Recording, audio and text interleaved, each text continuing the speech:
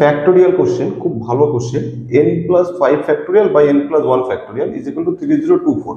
n এর value find out করতে হবে। এবার ফ্যাক্টোরিয়াল ল্যাঙ্গুয়েজটা মানে কি? ফ্যাক্টোরিয়াল ধরো যদি 5 ফ্যাক্টোরিয়াল করতে বলা হয়, তাহলে ফ্যাক্টোরিয়াল মানে কি? 5 ফ্যাক্টোরিয়াল মানে হচ্ছে 5 ইন্টু 4 ইন্টু 3 ইন্টু 2 ইন্টু 1। দেখো 1 1 1 করে ডিক্রিজ হতে গেছে। তো এটাকে আমি যদি 5+1 ফ্যাক্টোরিয়াল করি, ওই n+5, তাহলে কি লিখতে পারি?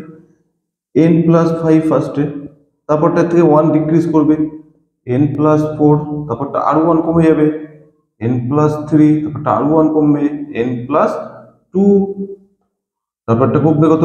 n+1। এরকম চলতেই থাকবে। তো এটাকে আমি লিখতে পারি n+1 তার ফ্যাক্টোরিয়াল বাই নিচে কি হচ্ছে n+1 তার ফ্যাক্টোরিয়াল ইজ ইকুয়াল, এটা মুছে দিলাম, ইজ ইকুয়াল টু কত হচ্ছে 3024।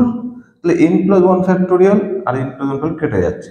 এইবার দেখাও n+5, n+4, n+3, n+2 is equal to 3024। এটাকে সলভ করে আমাকে n এর ভ্যালু বার করবো।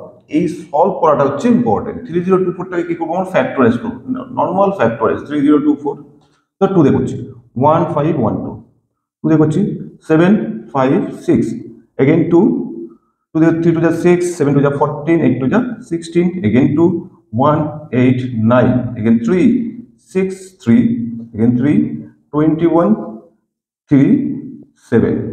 এবার তুমি দেখো এটাকে লিখতে পারি, এই দুটো 3 থেকে ইন্টু করলাম, তাহলে কত হচ্ছে 9 ইন্টু এই 3টে 2 কে ইন্টু করলাম, কত হবে?